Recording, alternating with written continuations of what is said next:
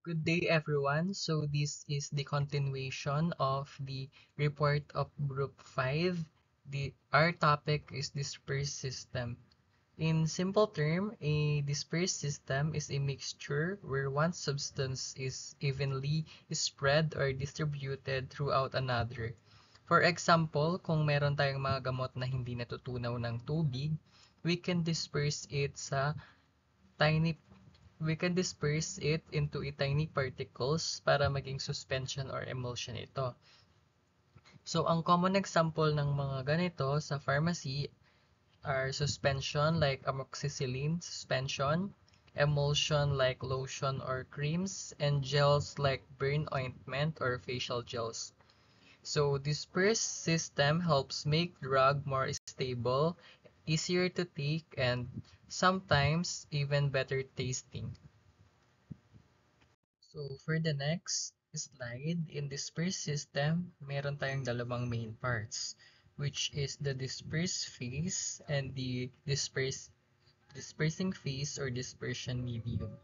So dispersing phase, ito yung particle or droplet na nakakalat. Usually, ito ang mga active drugs. Ang second is dispensing phase or dispersion medium. Ito naman ang mga liquid or vehicle kung saan nagkakalat yung drugs. For example natin is yung paracetamol suspension. The paracetamol powder is the dispersed phase, while the water is the dispersion medium. So we will now move on to our coarse dispersion. Coarse dispersion is 10 to 50 micrometers coarse particles. Suspensions and emulsions have greater tendency to separate from the dispersion medium. So our coarse dispersion have large particles nga na about siya sa 10 to 50 na micrometers. Examples niya ay ang suspension at yung emulsion. Since malaki nga yung particles niya, madali din silang maghiwalay-hiwalay or mag-settle down. Kaya kailangan natin tong i-shake before we use it. For example natin dito is antacid suspension like Maalox. Before taking it, we we should shake the bottle para pantay ang concentration ng ating mga gamot. So our next is fine dispersion. Fine dispersion have smaller particle around 0.5 to 10 micrometers. Ang example nito ay magmas and gel. Most in dispersion tend to settle to the bottom of the container because their greater density than dispersion medium. From a properly prepared dispersion, this should be accomplished by moderate agitation of the container. Because nga maliit ang particle niya, mas stable sila at hindi agad sila nagsisettle. For example, ng mga to, ng fine dispersion is milk of magnesia. Ito ay isang fine dispersion where magnesium hydroxide particles are evenly distributed sa ating water. So, moving on tayo sa ating next slide, which is the suspension. Suspension are liquid preparation where small solid particles are dispersed in a liquid medium. Hindi to totally na natutunaw Hindi totally natutunaw ang drugs pero evenly siya na distributed. So some suspension are ready to use like Maalox suspensions, while other are dry powder for reconstitution, like amoxicillin powder na kailangan haluan ng tubig bago natin inumin. So suspension are helpful for children or elderly who can swallow tablets. So what are the reasons for suspension? We have three bullets. The first bullet, certain drugs are chemically unstable in solution but stable when suspended. And second bullet, this is particularly advantageous for infant, children, and the elderly. The third bullet is preparing a palatable liquid dosage form. So, sa ating summary, Ang reason natin ba't kailangan ng suspension is for the stability kasi some of the drugs are unstable in solution but stable siya in suspension. For example natin is dipenicillin. Mabilis sila masira kapag sila ay na-dissolve pero tumatagal kapag ito ay naka-suspension form. And second is the palatability. Mas madali silang maswallow and we can add flavor or sweetener para sa ating mga children or infants na mga patients. And the third is flexibility of dosing. Pwede mong sukatin or i-adjust ang dose gamit ang measuring cup or ating dropper. So for the next one is the desired feature for a suspension. So suspension should be therapeutically active, chemically and physically stable, and must remain sufficiently homogeneous for at least the period of time necessary to remove and administer the required dosage after shaking. So a good suspension must stay uniform and homogeneous for enough time para makuha ang correct dosing after siya ma-shake. So kailangan din chemically and physically stable siya para hindi magbago ang potency ng gamot over time. For example natin dito is ibuprofen suspension. So ang ibuprofen suspension ay dapat pareho ang concentration from the first dose to the last dose. So next is a properly prepared pharmaceutical suspension should settle slowly and should be readily dispersed upon gentle container shaking. The particle which settled to the bottom of the container must not form a hard cake. So, ibig sabihin nun, the particle that settled down should not form a hard cake sa ilalim ng ating bottle. Dapat madali silang ma-redisperse after natin siyang ma-shake. Ang example nito ay amoxicillin suspension. After siya nag-standing for a while, may konting settle pero pag inalog mo, babalik ulit yung uniform mixture niya. Kung hard cake pa siya, ibig sabihin poor yung formulation and not good for suspension. So the particle size of suspended particles should remain fairly constant throughout long period of undisturbed standing. The suspension should pour readily and evenly from its container. Next is a good suspension should pour smoothly and evenly. Hindi dapat sobrang lapot or sobra siyang watery. Also, the particle size dapat should remain constant para consistent ang dose sa bawat pag-inom natin. Ang great example dito is antacid suspension. Kung medyo malaki ang particles, mas mabilis mag-settle. Kung sobrang liit naman, nagiging sobrang lapot at mahirap i-pour kaya kailangan natin na ang ilagay lang is sakto lang. So we will move on to our sedimentation rate of the particle of the suspension. So ano nga ba ang sedimentation rate? It means gaano kabilis bumaba or magsisettle ang ating mga particles. So the velocity of fall of the suspended particles is greater of larger particle than it is for smaller particle. So kasi kapag larger ang particle natin, mas nagsisettle po sila ng faster. Kapag smaller naman po ang ating particle, they settle slower po. Reducing the particle size of the dispersed phase, use a slow rate of descent of the particle.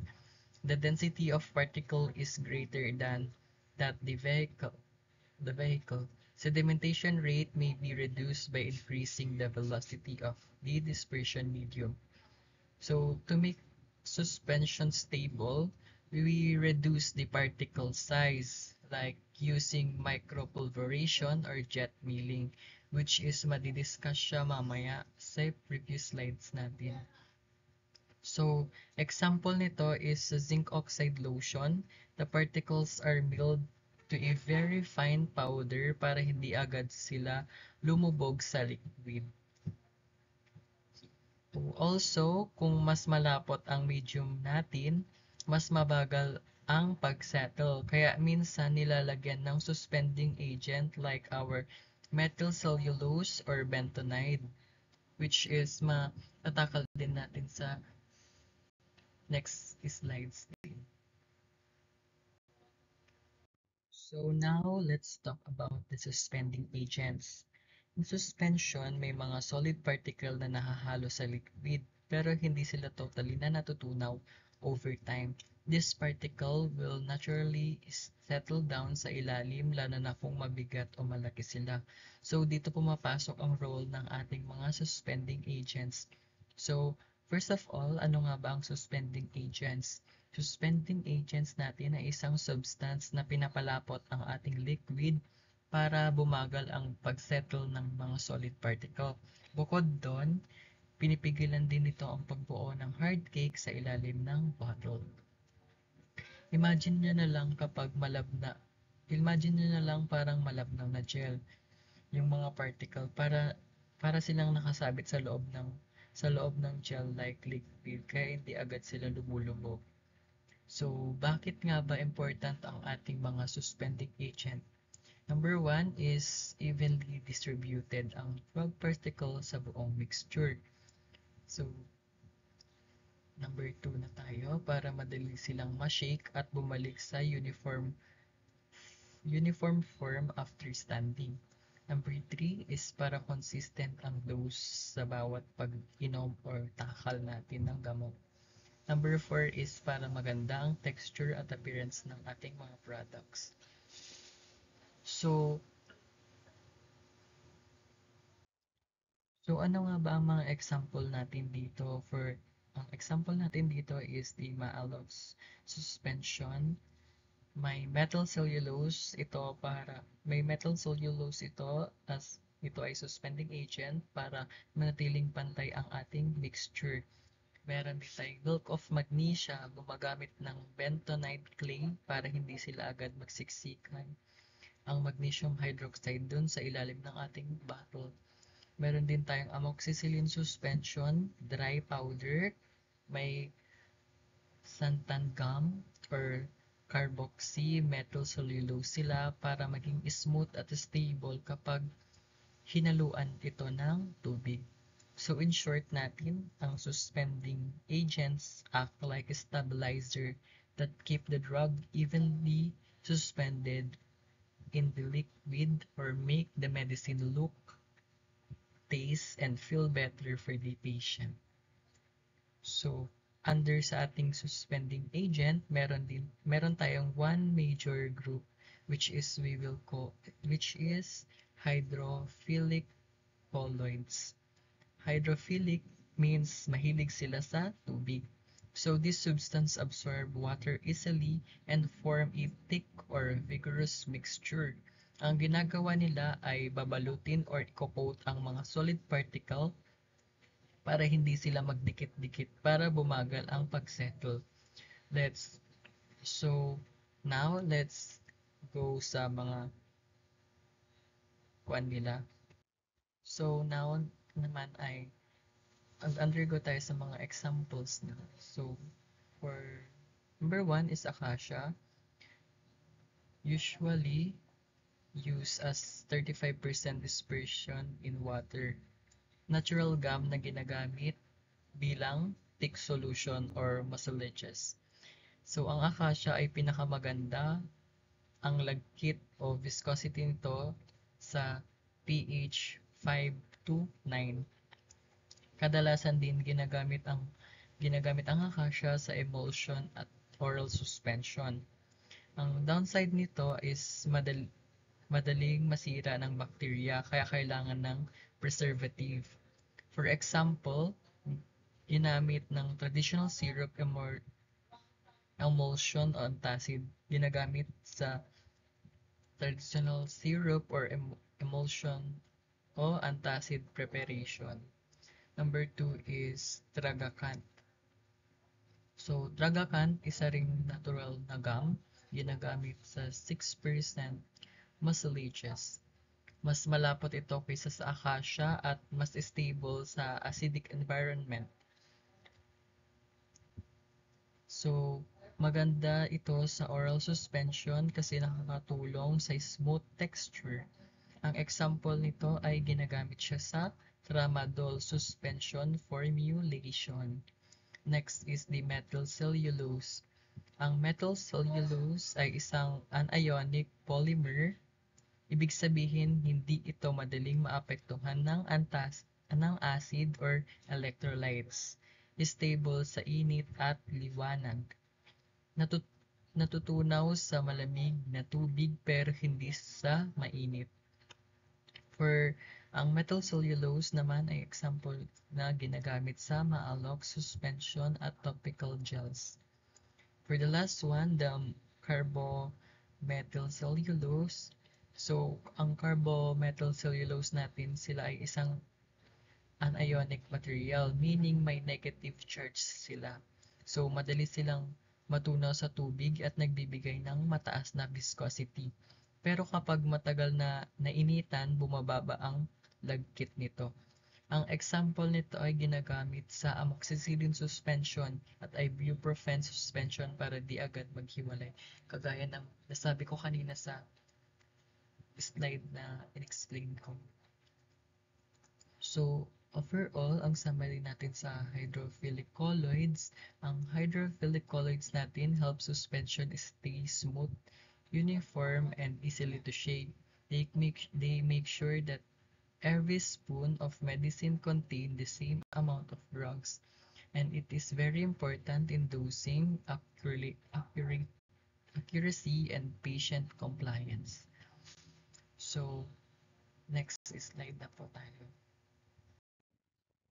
So, gaya ng sinabi ni Sam kanina, ang suspending agent is ginagamit siya para pataasin yung viscosity or pinapalapot niya yung liquid medium para bumagal ang pagsettle ng mga solid particles at hindi itong mag-form ng hard cake sa ilalim ng bote.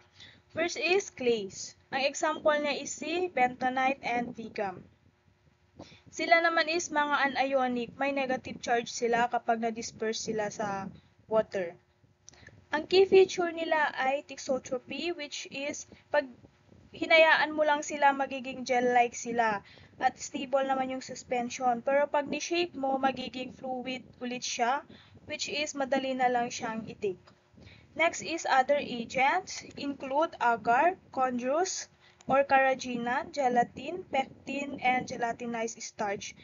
Dito naman is may limitation ang paggamit sa kanila kasi madali silang ma-attack ng bacteria and may potential silang incompatibilities sa ibang ingredients and yung cost nila. Next is wetting agents. So, ang goal naman nito is maraming drug powders kasi ang hydrophobic. Kapag hinalo mo sila, ma-agglomerate lang sila at lulutang. Ang wetting agents kasi is tumutulong siya para mabasa ang solid particles at ma-disperse sila ng maayos sa liquid medium. So, meron tayong tatlong klase ng wetting agents na ginagamit. First is yung surface active agents. Ito naman yung parang sabon na nagpapababa ng surface tension and tinitiyak niya na yung liquid ay makapasok dun sa surface ng powder. Next is hydrophilic colloids. Sila yung nagko-coat sa hydrophobic particles, ginagawa silang protective layer para mas madali silang mag-mix sa tubig. Next is solvents. Ito ay yung mga liquid like alcohol or glycerin na tumutulong na i-displace yung air na na-trap sa mga powder particles para makapasok yung primary vehicle, which is yung tubig. Next is surface active agents or surfactants. Ang surfactants is isa siya sa mga popular na wetting agents. So, meron tayo ditong HLB value or yung tinatawag na hydrophilic lipophilic balance. Ginagamit siya para sukatin kung gaano ka-hydrophilic o ka-lipophilic ang isang surfactants. Next is, ang surfactants is ginagamit siya bilang wetting agents na may HLB value between about 7 and 9. So, mapapansin natin dito sa picture dito, yung sa may 7 and 9 is pasok siya sa wetting and spreading agents. Next is most surfactants are used at concentration of up to about 0.1% as wetting agents. Bakit? Kasi kahit konti lang sila, malaki na yung epekto nila para mapababa yung surface tension para mabasa yung ating powder. Next is hydrophilic colloids.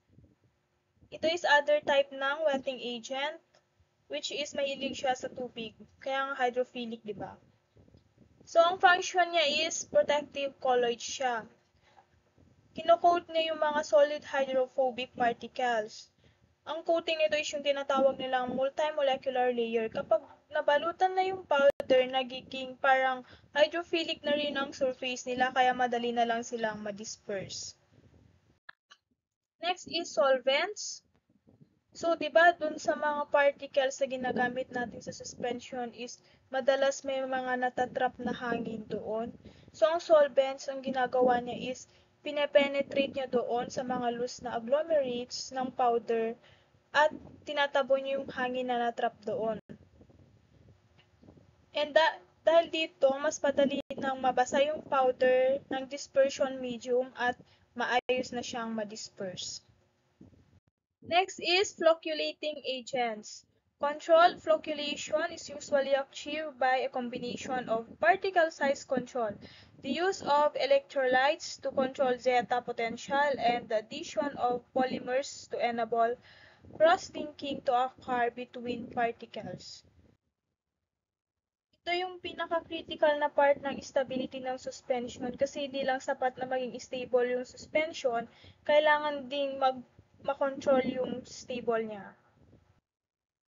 Ang goal nito is hindi maiwasan ang sedimentation, kundi i-control yung sedimentation. Gusto natin na mag-form ang mga particles ng loose aggregates o tinatawag na floccules na mabilis mag-settle sa ilalim ng bote. Ang kagandahan lang sa floccules is madali siyang i-redisperse sa simpleng pag-shake lang. Hindi sila nagiging hard cake o yung matitigas na latak sa ilalim ng bote na mahirap haluin. Paano ito na-achieve? Ang controlled flocculation is usually nakukuha siya through a combination of methods. Particle size control, syempre, kailangan ng tamang laki ng particles. Electrolytes or zeta potential control, gumagamit tayo ng electrolytes para i-neutralize ang electric charge sa paligid ng particles. Kapag na-neutralize, mas madaling magdikit-dikit ang mga particles para maging floccules. Next is polymers or cross-linking. Nag-a-add din ng polymers na nagsisilbing parang bridge para mag-cross-link at magdikit-dikit yung mga particles. So, dito sa diagram, meron tayong flocculated versus deflocculated. So, ang deflocculated system is, ang particle ay single.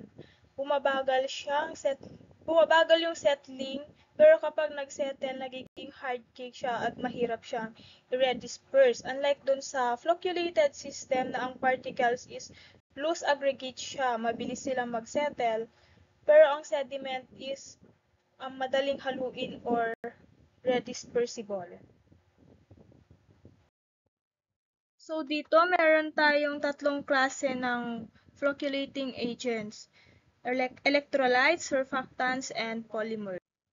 Dito sa electrolytes, sila yung nagko-control ng electrical charge or zeta potential sa paligid ng particles. Kapag na-neutralize ang charge, mas madaling magdikit-dikit yung particles para mag-form ng floccules, gaya ng nasabi ko kanina doon sa previous slide. Next is yung surfactants. Ang surfactants is nakakatulong siya doon sa bridging or yung pag-neutralize ng charge depende sa concentration nila. Next is polymers. Ito yung mga large molecules na nagsisilbing bridges or parang tulay para mag-cross-linking yung mga particles. Sa madaling salita, pinagdudugtong-dugtong nila yung mga powder particles para maging maluwag na group or yung tinatawag na nating floccules. Next is physical features of the dispersed phase of suspension. Particle diameter of good suspensions ranges from 1 to 50 micrometers. Kapag sobrang malaki kasi, mabilis siyang mag-settle. And kapag sobrang maliit naman, pwede silang mag-form ng napaka-stable at matigas na hard cake doon sa baba ng bottle natin. Kaya ang target range lang is yung 1 to 50 micrometer. Next is particle reduction is accomplished by dry milling prior to incorporation of the dispersed phase into the medium. So, ginagamit nila yung dry milling para mapaliit yung powder particles bago ito ihalo sa liquid medium. And ang size reduction ay kailangan para maabot yung target natin na 1 to 50 micrometer range para maging maayos yung wetting. Next is micropulverization or micropulverizers produces fine drug powders of about 10 to 50 micrometers. Ito yung madalas na target size sa pharmacy, wherein nagpo-produce sila ng fine dry powders na may particle size na 10 to 50 micrometer. Next is fluid energy or jet milling or micronizing for parenteral and ophthalmic preparation. Ito naman is ginagamitan siya ng high-speed air or gas. Ginagamit ito para doon sa mga preparation na nangangailangan ng mas pinong particles gaya ng parenteral and ophthalmic or sa preparation sa mata. Next is spray drying extremely small dimensions. Ito is yung process kung saan yung liquid mixture is in-spray siya sa mainit na chamber. Mabilis siya na nag-evaporate ang mga liquid at naiiwan yung dry particles na may extremely small dimensions. Next is preparation of suspension. Sa pharmacy, gumagamit lang sila ng mortar and pestle, which is yun yung traditional na ginagamit para sa preparation ng drug. And kapag sa large scale or sa manufacturing, itong sa diagram yung ginagamit nila. Ito yung tinatawag na colloid mill or yung homogenizer.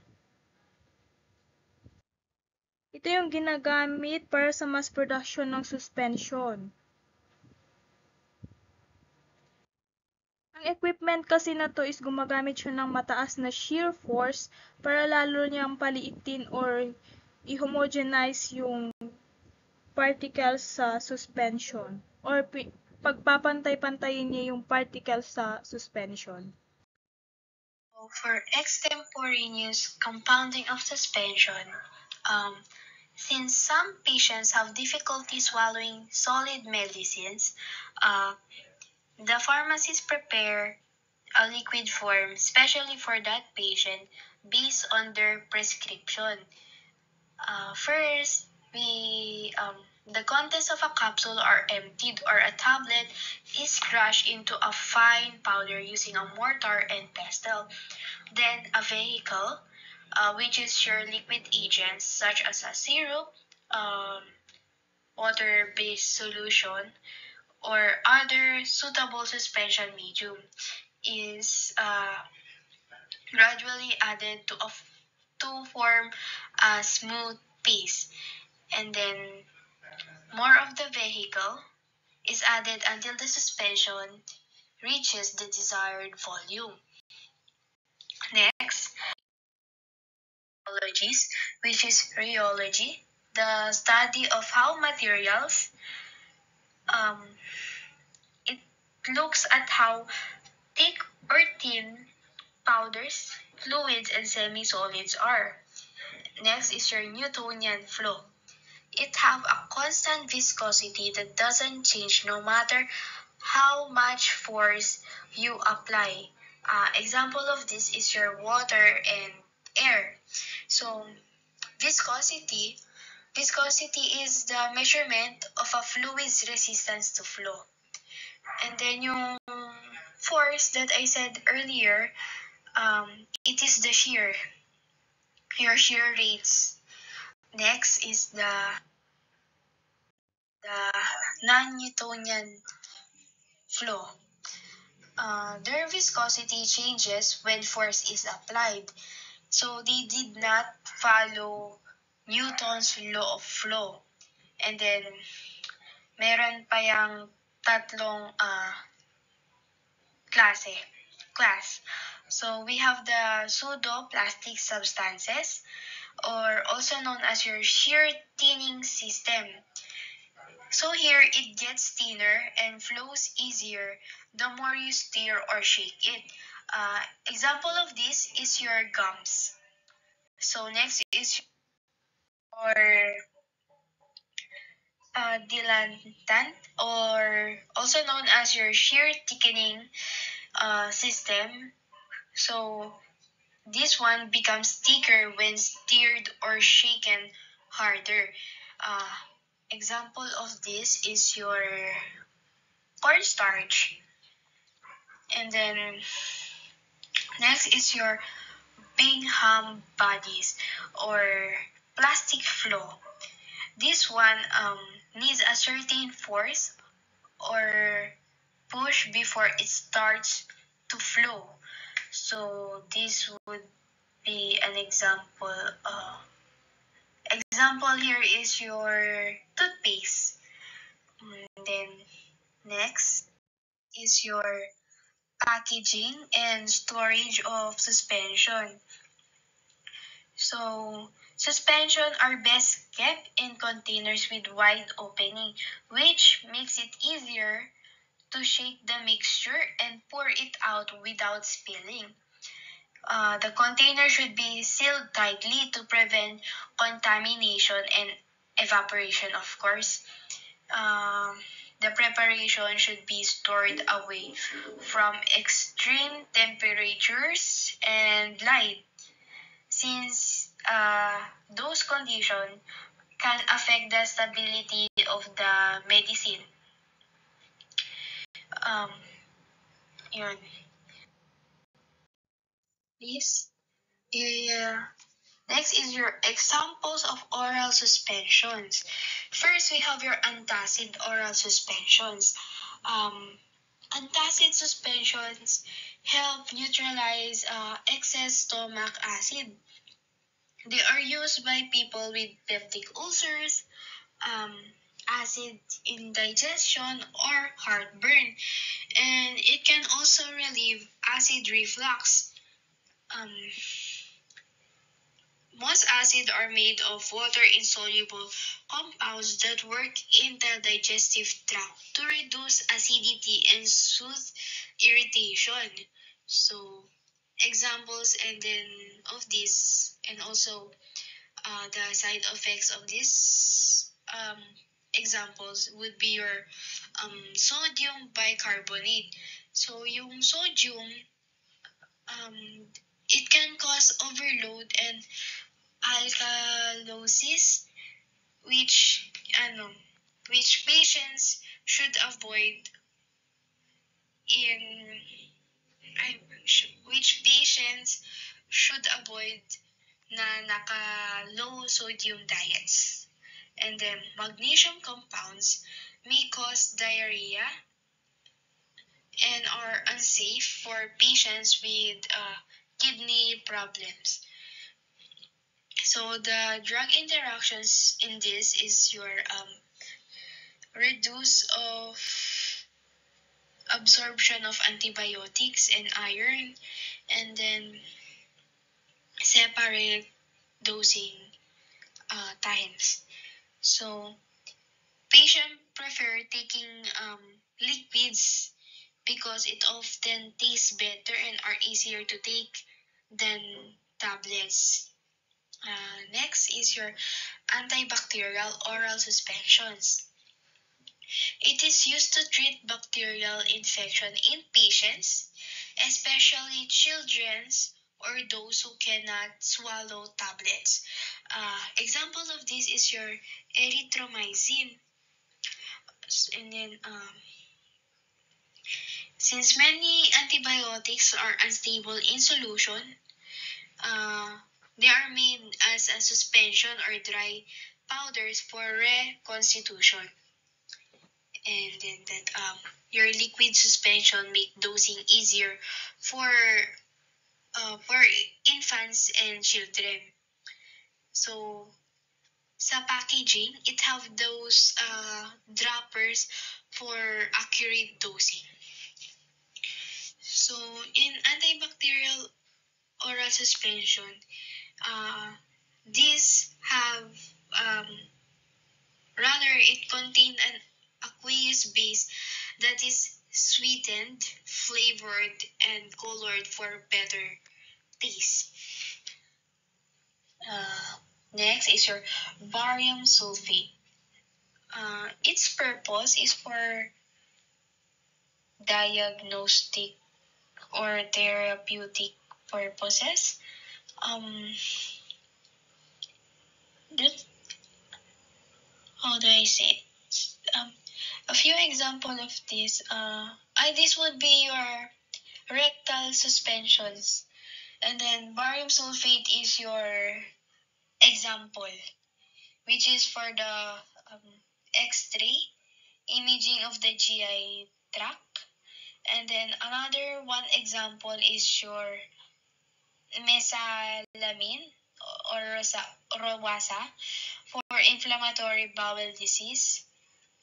And then next is for oral suspension.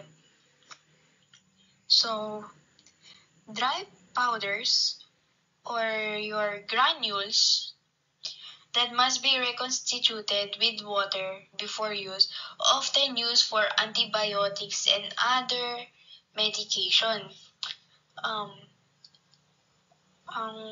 Your common ones would be your amoxicillin, erythromycin.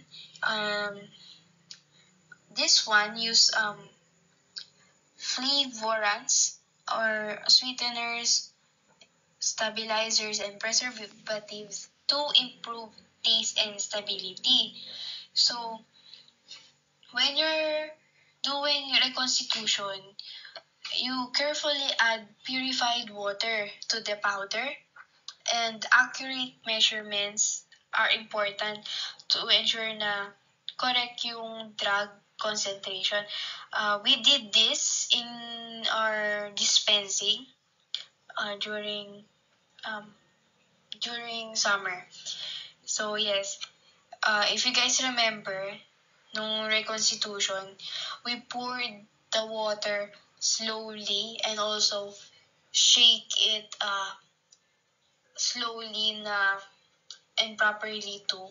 Hindi kailangan yung masyadong rapid yung pag-shake, kailangan maayos because we were avoiding for it to bubble, if I remember it correctly. And then oversized containers are used to allow for proper mixing after the water is added. So next is your emulsions, which is an emulsion is a mixture of two immiscible liquids where one is dispersed as tiny globules in the other. And then we have two types of emulsion, which is your oil and water. That is the oil globules dispersed in water. Common for oral use, and an example of this is your mineral oil. I'm sorry. And then the other type is the water in oil. So this one is your water globules dispersed in oil. It is used topically. So It said here that dispersion, in which the dispersed phase is composed of small globules of a liquid distributed throughout the vehicle in which it is immiscible. So yun nga po yung mention ko earlier is your two types of emulsions. And then to make emulsion stable, an emulsifying agent is added to prevent separation. So what is the use of our emulsions? So for oral, it is for better absorption and palatability. And then for topical, it is found in creams, your lotions, your ointments. For all of this, well, not exactly all of this, but some of this is for to hydrate or protect the skin. So, emulsions can be either liquid or semi-solid depending on the formulation. So, next is of emulsions. So, number one, increase drug solubility. Emulsions help increase the solubility of drugs that are otherwise insoluble in water, enabling better absorption and effectiveness when administered. And then number two, increase drug stability. The emulsifying agents stabilize the drug by preventing separation of phases, ensuring the consistent potency of the medication over time. Third is your improved appearance. So emulsions create a homogeneous mixture which enhances the visual appeal of the product, making it more aesthetically acceptable to patients. So, syempre, when you're buying products or like, doon na lang po tayo sa nung nag-lab tayo. When we make our products, of course, we want it to look pleasing to the eye. So, yun, para maganda nga po talaga siya tingnan. And then, next is your improved taste. So, emulsifying oils into tiny droplets and mixing them with flavored sweetened aqueous solution can mask unpleasant tastes, making the drug more palatable, especially for children. Kasi nga po, the kids, medyo picky po sila, right? And then, next is your prolonged drug action. The small particle size in emulsion can slow down the release of the drug, allowing for prolonged therapeutic effects over an extended period. So, next presenter is theories of emulsification. So, first is surface tension theory. So, yung surface tension is yung force na pumipigil sa liquids para mag-mix. Imagine yung water and oil na hindi ma-mix. Sa theory na to, nire-reduce niya yung surface tension para mag-mix yung dalawang liquids. Oriented wedge theory. Yung ibang molecules is merong head that likes water and tail na gusto ng oil. So, sila yung nag-help para mag-mix yung liquids. Plastic or interfacial film theory. Sa theory naman na to is nagsasabi na yung emulsifiers ay nag-create ng protective layer or film around ng mga tiny droplets ng liquid para i-prevent sila from clumping together or magdikit-dikit. Phases of emulsions. This liquid droplet is known as the dispersed, internal, or discontinuous phase. The other liquid is known as the dispersion medium, external, or continuous phase. Practical applications. One phase is usually aqueous or water-based siya. The other phase is oily or lipid base. So, yung example dito is a vial of an injectable emulsion which is yung propofol 1%. Sa preparation of emulsions, emulsifying agents is any compound that lowers the interfacial tension and forms a film at the interface. Yung mga emulsifying agents is yung mga compounds na nagpapababa ng interfacial tension and nagpo-form ng film at the interface between the two phases. Yung interfacial tension is yung force na nagkakos para yung liquids is hindi siya mag-mix. Imagine ulit yung oil and water, pinaghahalo pero hindi mahalo kasi yung molecules nila are more attracted to themselves than to each other. Nag-create siya ng barrier between the two liquids kaya mahirap sila i-mix. Next is natural emulsifying agents. Acacia, used in the preparation of extemporaneous emulsions. Nagamit siya na pang-mix sa mga usually mahirap i-mix. Tragacanth, used as thickening agents. Agar, an ionic gum that is used to increase viscosity. Pectin, fire that is used as the same proportion as tragacanth.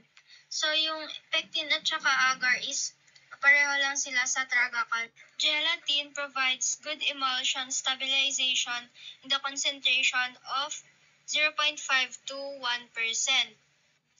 Methyl cellulose used as a primary emulsifier with mineral oil and cod liver oil. Synthetic emulsifying ionic includes synthetic agents like sulfuric acid esters. Cationic, ginagamit as surface active agents at a 1% concentration. Pag non-ionic, resistant siya sa acids at electrolytes. HLB system. Hydrophilic lipophilic balance. HLB value range surfactant application. Pag anti-foaming agents 0 to 3. Water in oil emulsifying agent 4 to 6. Wetting agent 7 to 9. Oil in water emulsifying agents 8 to 18. Detergents 13 to 15. Solubilizing agents 10 to 18.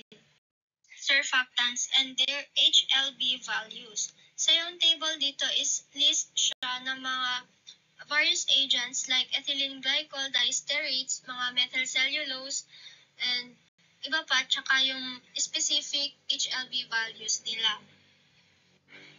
Next is preparation. So yung mga emulsions is may be prepared by several methods depending upon the nature of the components and the equipments. Dry gum or continental methods, also known as 4-to-1 method.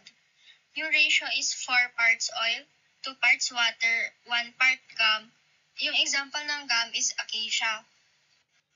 Yung steps is mix gum and oil in a dry mortar. Add all water at once and triturate rapidly until a creamy, crackling emulsion forms.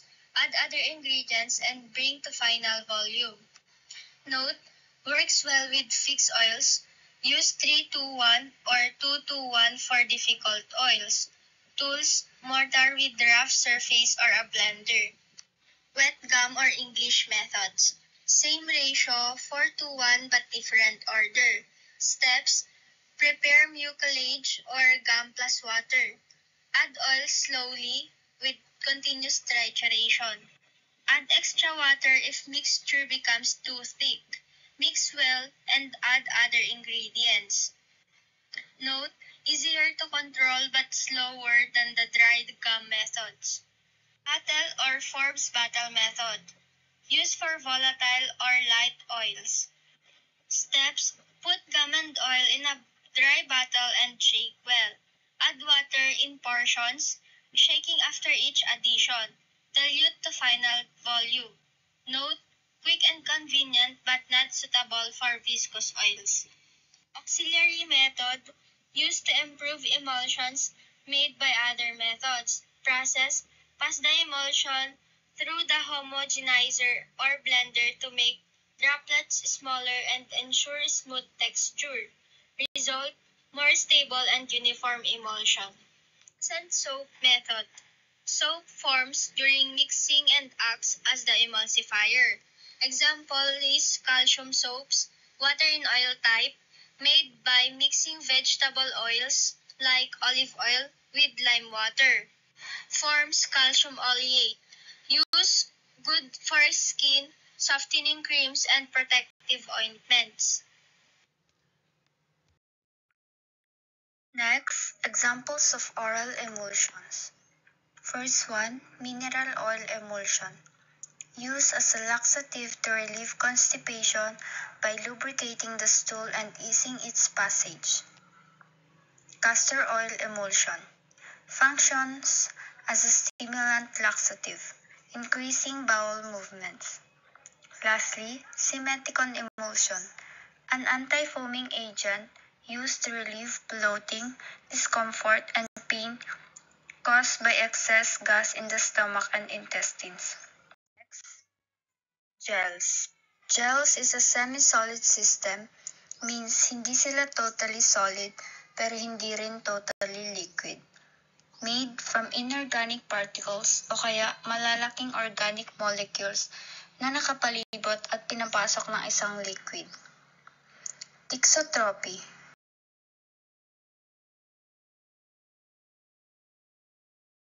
Thixotropy is a phenomenon kung saan ang gels nagiging fluid kapag ginagalaw o inaalog. Pero kapag hindi na sila ginagalaw for a while, bumabalik sila sa kanilang solid o semi-solid na estado. In short, imagine mo yung gel as something na parang jelly. Pag ginalaw mo, lumalambot at parang nagiging liquid.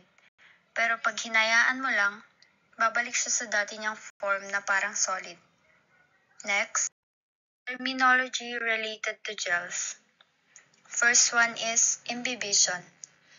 This is when a gel absorbs a liquid but the gel's volume doesn't noticeably increase. Swelling is when a gel absorbs a liquid and its volume does increase as a result. Syneresis refers to the gel becoming unstable, leading to the liquid separating out of the gel structure. This can happen in both water-based and non-water-based gels. Lastly, serogel. This is what you get when you remove the liquid from a gel, leaving only the solid framework behind.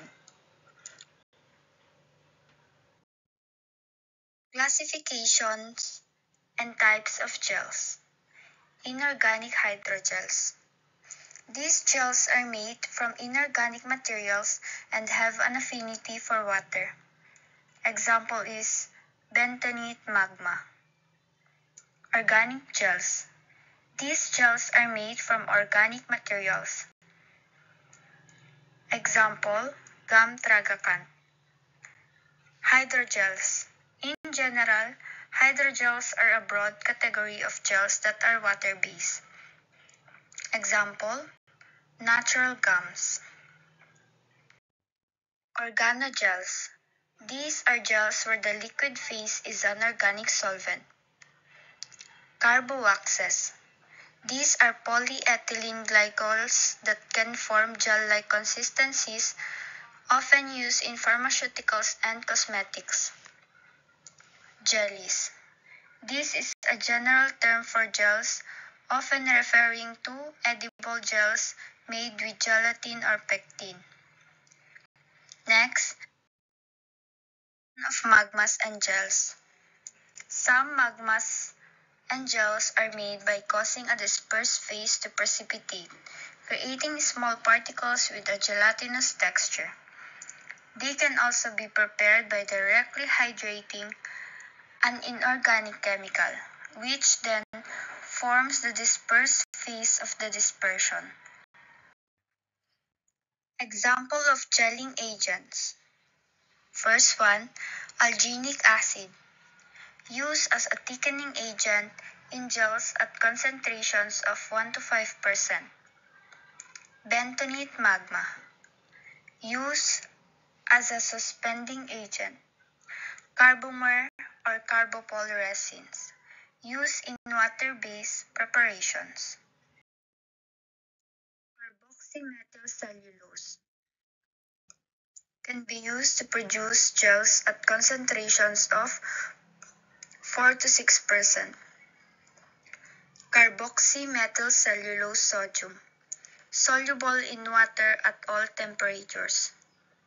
Lastly, colloidal silicon dioxide, used with other ingredients that have a similar refractive index to create transparent gels. Example of gelling agents. First, gelatin. Disperse in hot water and cooled to form gels.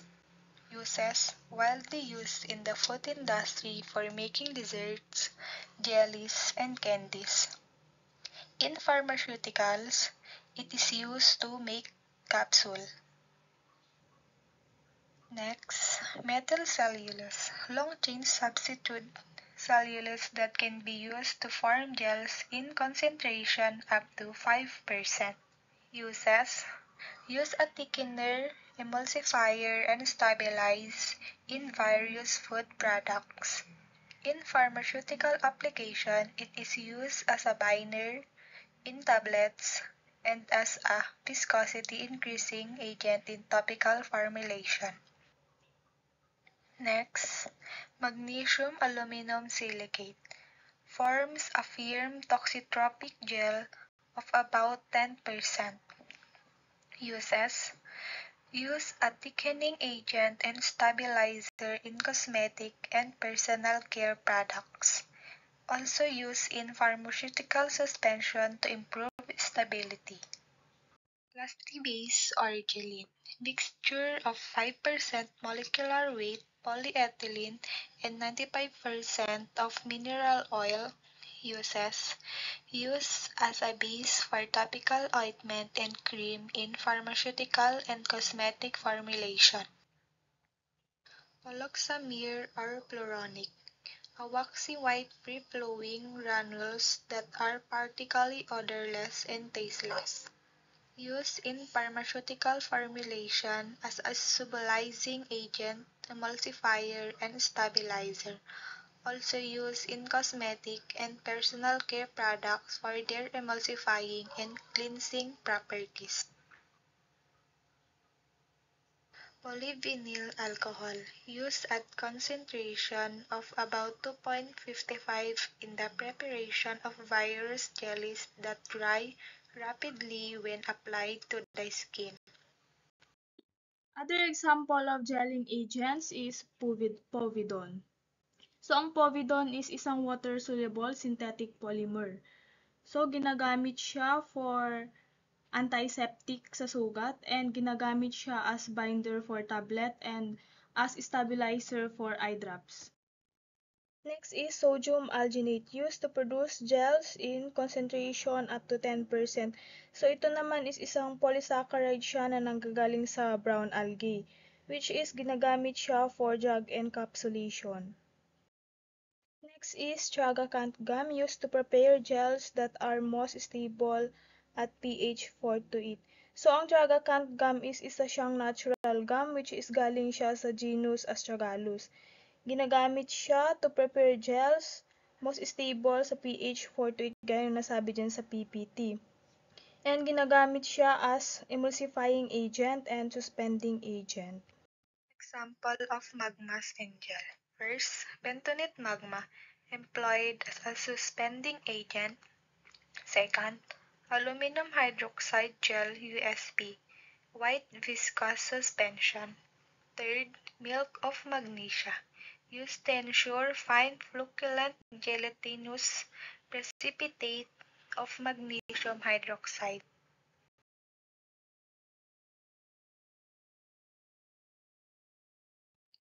Aerosol's advantage is easily withdrawn from the package without contamination or exposure to the remaining material.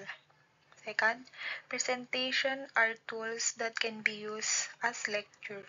Third, the container protect medicinal agent adversely affected by atmospheric oxygen and moisture.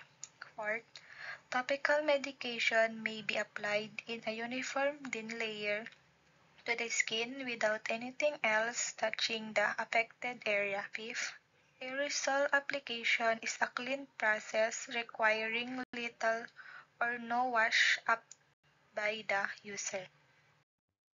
Two-component part. First, product concentrate. An active ingredient of the aerosol combined with required adjuncts. Second, propellant. When it is a liquefied gas or mixture, it frequently serves the dual role of propellant and solvent or vehicle for the product concentrate. Phase system consists of the liquid phase containing the liquefied propellant and product concentrate. Three-phase system consists of layer of water immiscible or non-mixing liquid propellant. Cleaner, glass uncoated or plastic coated, commonly used for stability and clarity. Metal including tin-plated, steel, aluminum, and stainless steel, commonly strong, durable, and can resist pressure. Next, plastic, used in lightweight and less likely to break. Types of container based on the material used. First, tin-plated steel container. Lightweight and relatively inexpensive, tin plate cans are easily corroded by aqueous concentrate because they are made by just coating iron with tin. They are used mainly for non-aqueous solution. Second, aluminum container. Aluminum canister have their bottom and center areas made as one unit and the covering is connected to their internal surface. Having a high erosion protection from fluid concentration, they are as often as possibly utilized for aerosol cans. Glass container. Glass container are fairly delicate. Glass canister are utilized as a part of product that have lesser pressures and lower rates of propellants. Plastic container. Plastic are more permeable to vapor and atmospheric air, so it may interact with the formulation and also may lead to oxidative degradation of the formulation, but incompatibility between drug plastic and may lose its efficiency and potency.